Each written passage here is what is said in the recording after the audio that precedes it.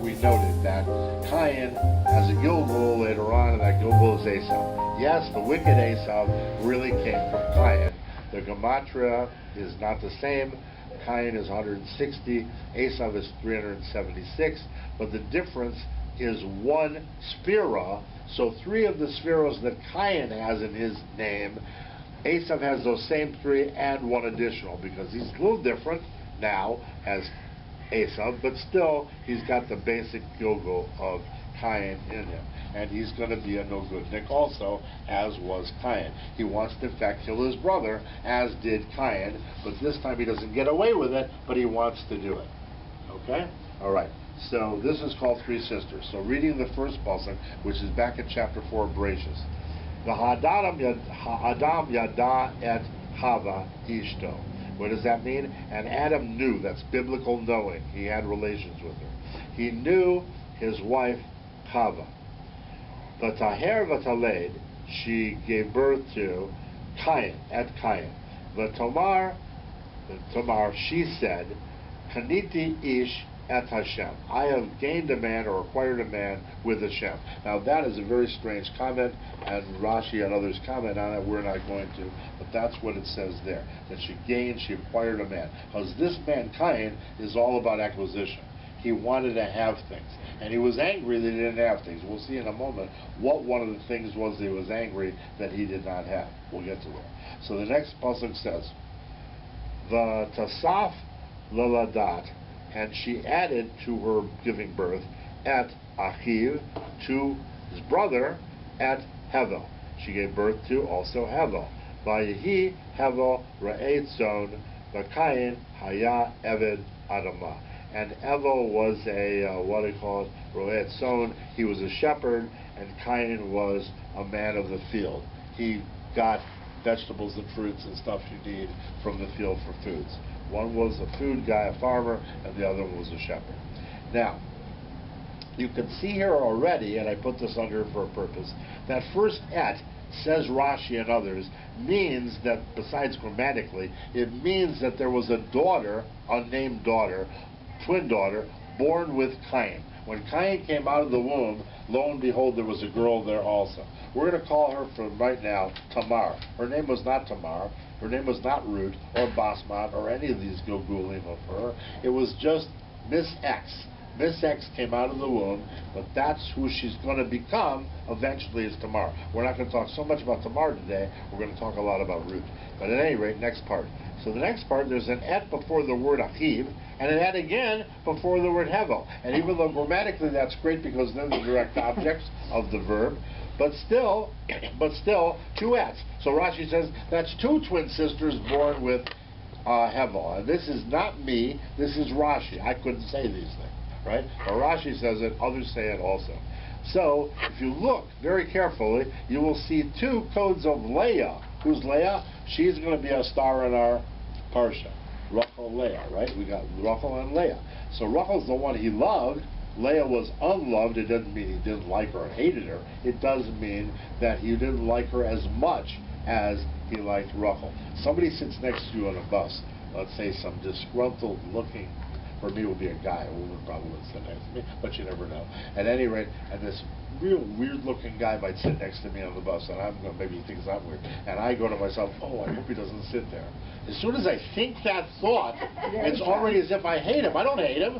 I don't hate this guy at all. He might be a wonderful, nice person, but I'm judging him on what he looks like, and maybe what he acts like too, it's possible, and I'm judging on that, and therefore it's like as if I don't love him. and as if I hate him. So even though it's not hatred, but it's this sinas tinam, like that, and I shouldn't do it. Well, that was what's going on here. Leah was unloved. She was unloved by Yaakov, meaning not loved at all, but not to the extent of Rochel. Rochel was his special lady that he wanted to be with through eternity. Didn't get to be with her. Yeah. Got to be with Leah through eternity, and that's heavenly retribution there on that, probably. But at any rate, so here we go. We see Leah. So first of all, there's a first lamed, a first aleph, and a first hay of these pairs. The first lamed goes with the first aleph with the first hay, and the code skip, where it would be, looks like 6. Is that right? Maybe it's 7. 6.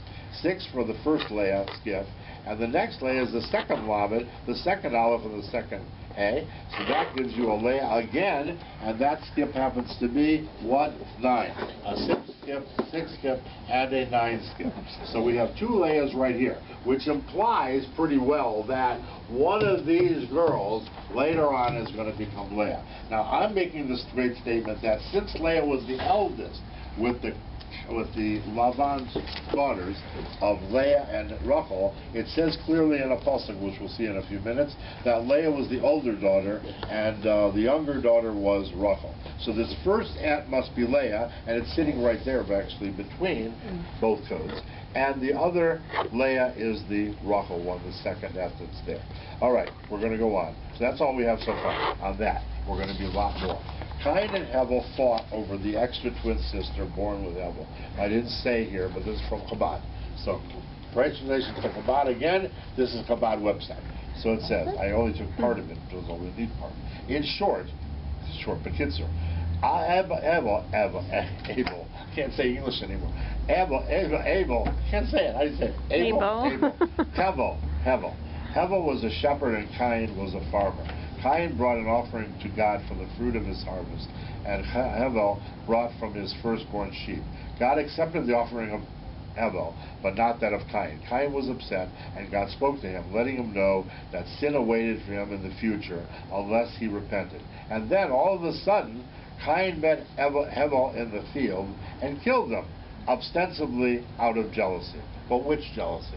But there seems to be more to the story. Right before Cain killed Hevel in the field, the verse says, Cain spoke to Hevel, his brother, and there's a 2 there for a reference. We don't have that here. Yet the Torah does not tell us. There's ... or a dash here. There's a ... There's an ellipsis in the test. This means the Torah itself is telling you, or a space in the, what do you call it, in the Torah itself, the actual written Torah. But there's dots in a Torah, like written book like this one, the Chumash, and the dots tell you, this ellipsis, that there's more to the story we don't know. The Torah does not tell us what the final exchange of words was all about. He met him to speak to him in the field. What did they talk about? Did they talk about lunch? I don't know. Could they have argued over something that led to the murder of Hevel? The Midrash offers us a number of explanations, each of which represents a different philosophical reason for the sibling rivalry. The main one that you know right off the bat was what the Torah directly says. Cain brought the first offering, and he brought a very bad offering from the field, right? Flax, but it was not a great species of flax, a chunky thing, right? Hevel heard that he brought an offering. He wanted, the Torah alludes to this. It's a midrash. Hevel wanted to bring an offering too. He said, "Great idea, Cain. I'm bringing an offering. It's the best sheep you can find, the fattest of the flocks, the most wool, best greatest thing. Does God need a sheep? No. But he brought a great offering of himself, right? Sacrifice. So God was very pleased with Hevel's offering, and he didn't like Cain's offering. And Cain was upset because God did not accept his offering. So Cain's upset, and God talks to him directly and says, don't be upset, sin waits at the door, don't be depressed. And then, after that, a while after, he takes his brother to the field. Wasn't he jealous over that? He should have killed him right off the bat. He doesn't. So there is a jealousy there, but it's not the only jealousy. There's another jealousy, and it happens to be over a woman. In fact, there's a few more. So over a woman. Another explanation is that they were fighting over, what else? A woman. They're fighting over a woman. Does the world do this? Of course they do. Men.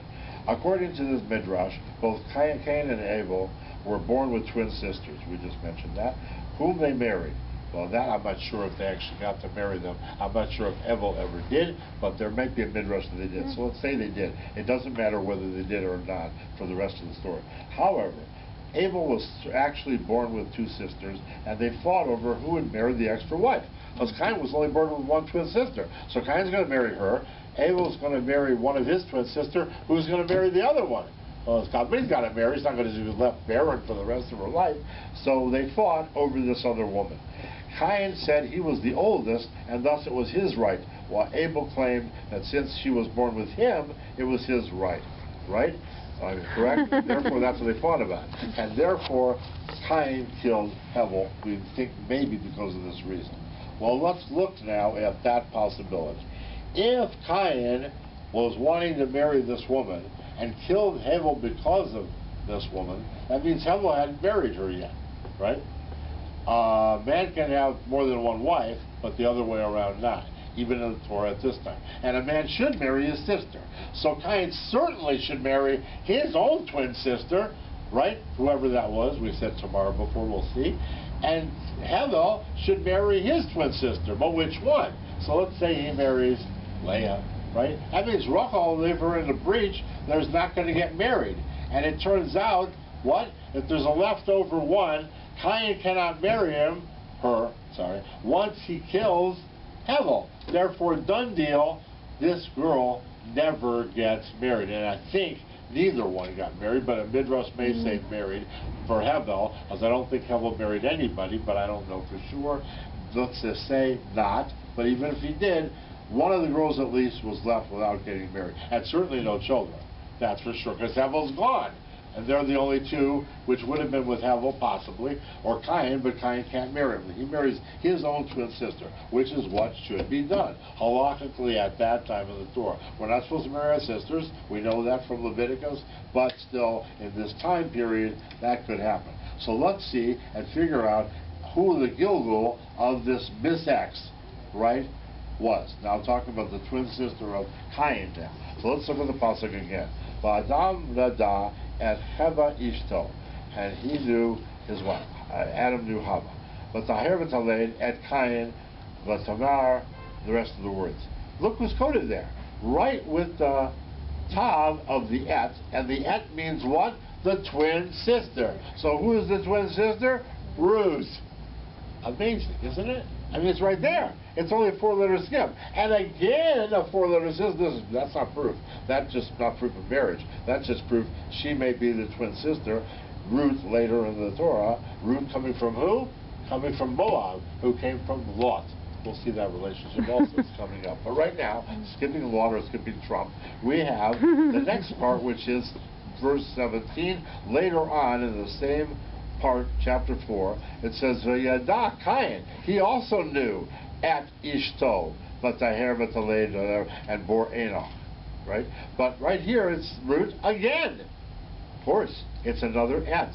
So this is the Et, but this time it's the root they're talking about here, being the wife, because the Vav of the root is Ishto. What's that mean? His wife. His wife is Ruth. So Cain for sure married whoever she was, became later on Ruth. She's not Ruth yet, but she's got that genealogy, that Gilgalology. Gilgalology. Gilgal. All right, so Ruth is Cain marries his twin sister. Tamar is also a possibility. We're not doing that today. And Ruth later on from Tamar. And here's the chart of this stuff. So Hashem's plan to bring Mashiach into the world is as follows. Adam was born in year 0 from creation. Why is it 0, 0? Because it can't be year 1. Why? Because he wasn't 1 year old when he was born. He was no years old. He was 0. So that year 0, when the Torah brings that there's an Adam and Chava, that's year 0 of creation. What does that mean, year 0? It means, yeah, the world was here, but there wasn't people on the world yet. Adam and Chava were created at that time, back to back, they say, as the rabbis. David was born in the year 2854 from creation, exactly 200,850 years, 4 years later. We know that because there's talked about that in genealogical charts. And Mashiach, we don't know when he's born, but if you double 2,854, or say from Adam to David is 2,854, it must be another 2,854 to get to Mashiach. Because the name Adam has Aleph for Adam, Dalet for David, and Mem for Mashiach. The name Adam implies David and Mashiach. The Mashiach we're waiting for, from Leah. Remember, it's from Leah. Born in 5708. Well, what is 5708? It's the dearth of Israel. So when Israel was born, I believe Mashiach was born at that time. I still think that's true. How many years ago was that? 69 years ago. Not because I'm 69. I was born in 57. 47. So 47. 47 in English. 5707 in Hebrew dating, which is what I was alluding to here. Okay. Yes, 1947 or 5707 is when I was born. Yes, that's right, because I was born in June of that year. Anyway, so I can't be it, but there is a Mashiach born in 5708. Okay, not me. All right, anyway. Cain was born to Adam and Chava, we already said, and a twin sister, and I wrote over here two of the possible Gilgulim, Tamar and Basmat. We're not getting into them today. And Hevel was born with his two twin sisters, probably Leah and Rochel, and we'll see the genealogy and the Gilgulology. The Gilgul of this twin sister, Misax, with Cain, became Tamar, and a Gilgul from Tamar became Ruth, and we already said she was Ruth by our little chart before. A little part before, and Leah gave birth to, well, eventually, right away, in fact, Yehuda and Tamar are the two that get together. Not supposed to get together because what's Tamar to him? Tamar was his daughter-in-law. Not supposed to be together, but because of a trickery, seems to have a lot of trickery here, she wore a veil, she pretended she was a cold prostitute, they got together. God sanctioned it because they asked questions to each other, and it became a done business deal, but still in all, it didn't smack good, even though God sanctioned it. So Yehuda is with Tamar, and from that comes, of course, Peretz, and later on we get Boaz, and Boaz marries who? The other Gilgal, Ruth. So Boaz from the Yehuda line with Tamar, but that's a genealogical line, that's lines of genealogy. Double line is line of Gilgal, and from this Gilgal and genealogy, Boaz and Ruth, and we get eventually David, and finally Mashiach ben David, hopefully today.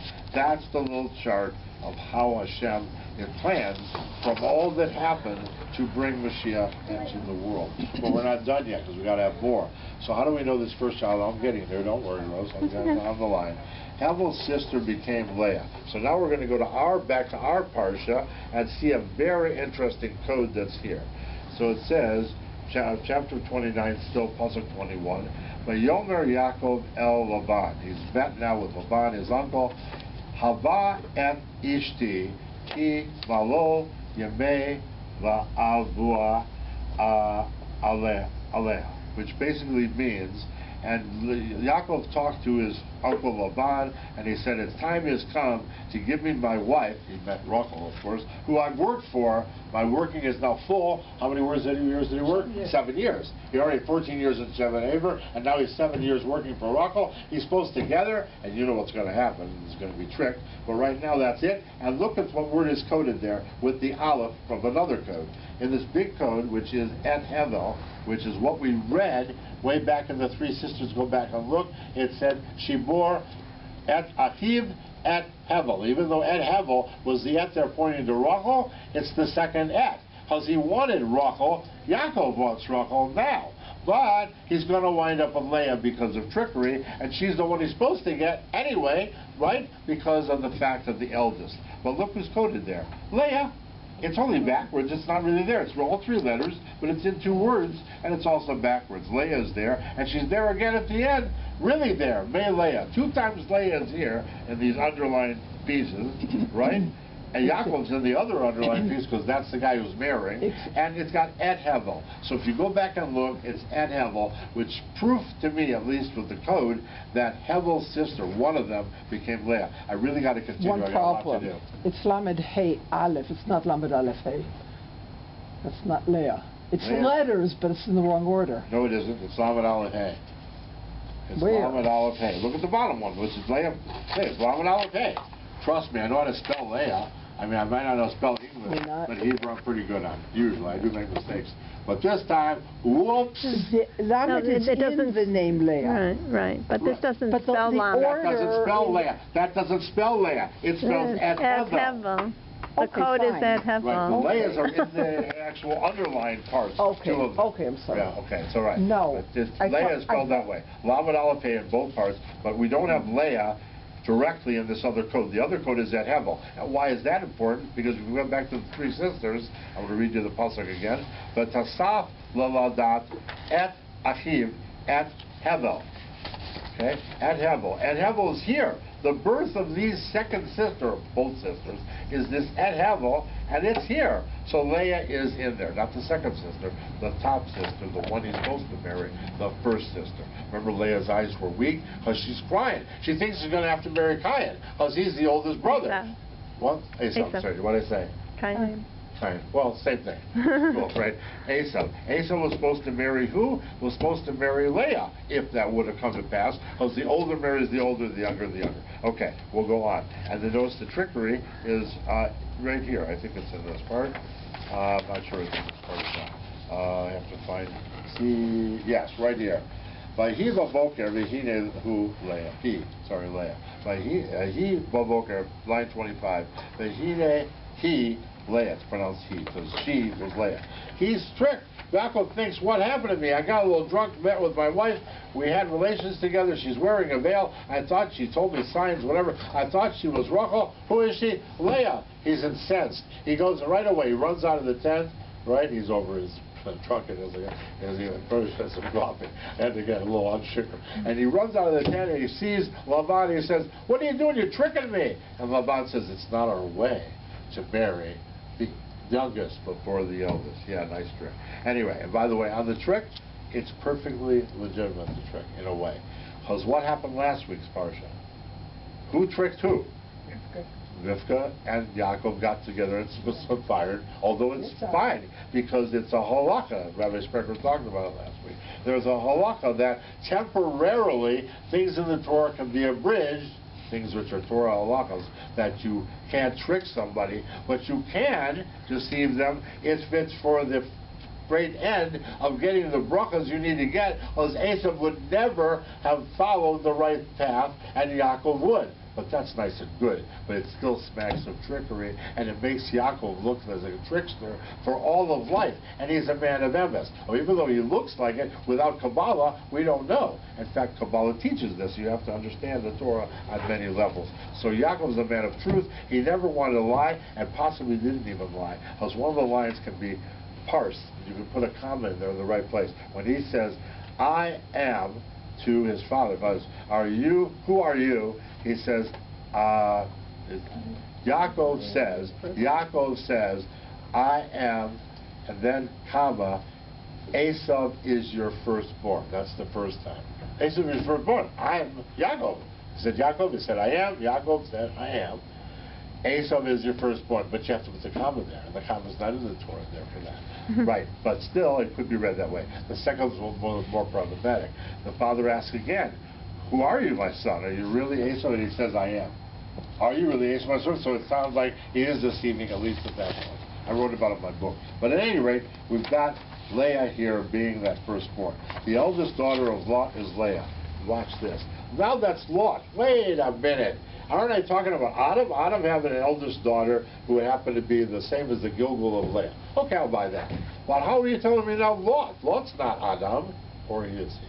First of all, Lot has Gematria 45, and Adam has Gematria 45. Hey, that's pretty cool. So maybe it was Adam. They have the same Gematria.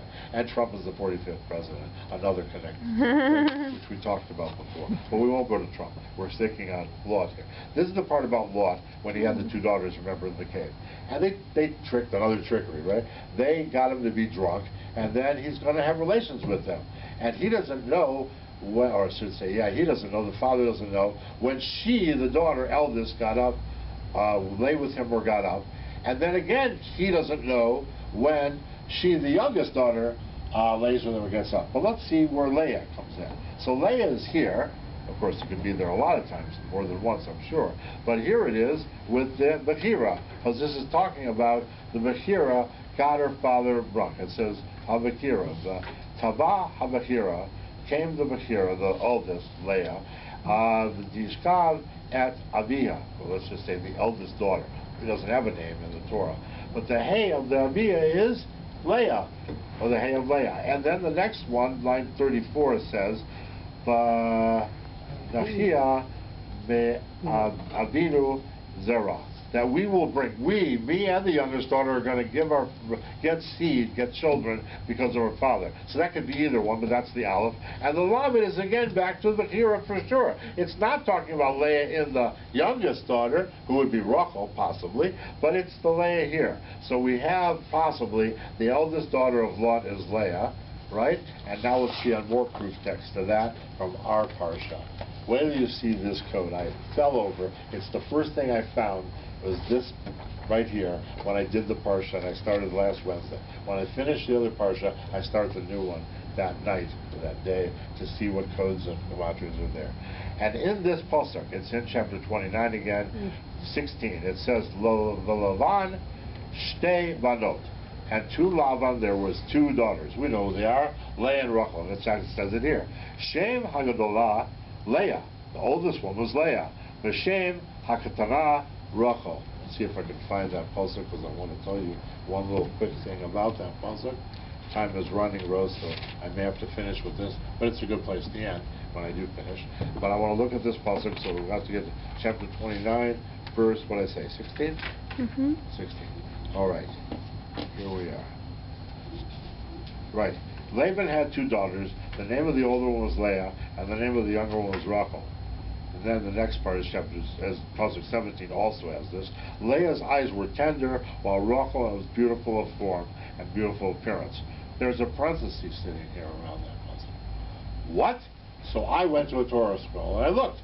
Is this pasuk there? Of course it's there. They didn't add it, the rabbis later on, stick in a pasuk. So what's the parentheses doing here? Does this thing even say? It may. So pasuk 26, I'll try to see if it says this.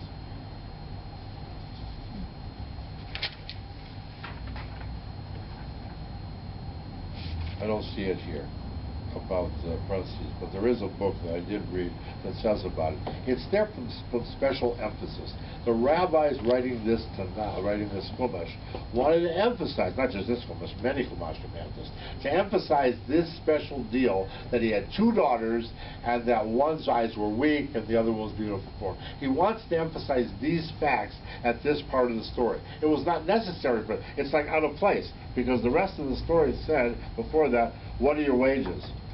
Laban wants to know, if you're going to work for me for Rochel, what do you want me to pay you? Like you really wanted to pay him anyway? No, because he's a trickster. And all of a sudden you have this. And then it's Jacob loved Rochel, because we know he loved Rochel, so that's regular, straight Torah. So this is kind of put in out of place, and that's why the parentheses. But makes you think, why do we need these parentheses? Well, let's see, at least on one of them. Look what's coded in this pasuk. Yesh Lot. Completely in the pasuk with a 5-letter skip. What the heck is Lot doing here? Even if it was just Lot, not even Yesh. Yesh Lot, there is Lot. There is this man Lot. He's now been dead for a long time. What's he doing here in this part of the Torah? He says, how many daughters did he have? He had more than two. Two daughters were not married and wanted to have sex with their father so they could bring children into the world. Terrible thing, but that's what they wanted to do. But for the right reasons. Lot was drunk, so that's bad anyway on his part. He got drunk, he allowed them to get him drunk. So it's his fault. They're not looked at so badly in the Torah. He is, by the proportion. But Lot, for his part, had two daughters, but he had other 2 or 3 who were married. They were in the house, but they died. They died in that whole earlier story of Sodom and Gomorrah. So therefore we don't need them. So this is the fact of the 2 daughters he had in the cave with him. And who were they? Well, possibly they were Leah oldest, Rochel youngest. Because we even see it's a Gedolah is the Lamed of Lot, and the Tet is the Tet of Lot in Hakatana, the younger one, where the Vav is in between, right? Okay, anyway, Lot's daughters were Leah and Rochel, and there's more. The gematria of this entire verse is 2462, not important. But the gematria of the code is 355. The remainder, when you subtract the code from the gematria, you get the remainder 876. What is that? It's 12 times 73. The wisdom, 73 is wisdom, Chachma, and 12 is the 12 for the 12 tribes. The wisdom of the 12 tribes comes from the daughters of Adam, Lot, namely Leah and Rochel. And in fact, Rose found in the Parsha somewhere a Rashi. I don't know. I looked Yeah, it what up. I looked it up. It wasn't a Rashi. It's actually a proverb. A proverb. There's a proverb in Mishlei that says what? Mishnah. The wisdom of the daughters builds the home, or something That's like that. right. Wisdom of the daughters builds the home is a proverb. And that's what's going on here. The wisdom of these two. Yes, there were two more. The maidservants. Would they have been anything if it wasn't for Rachel and Leah? No. Because who got them? Rachel and Leah were their bosses. They couldn't have had any relationship with Yaakov because Yaakov didn't have them as maidservants. Rochel and Leah and Rochel had them as maidservants, so they only come into picture as wives of Yaakov because of them. So it's because of them, Leah and Rochel, Leah, that builds the world. There you go for you this year. Okay, that's what we got. What time we got? I'll just really quickly do one more, and then you can have. Oh no, I gotta skip. I want to do the Yosef with switch with Dina.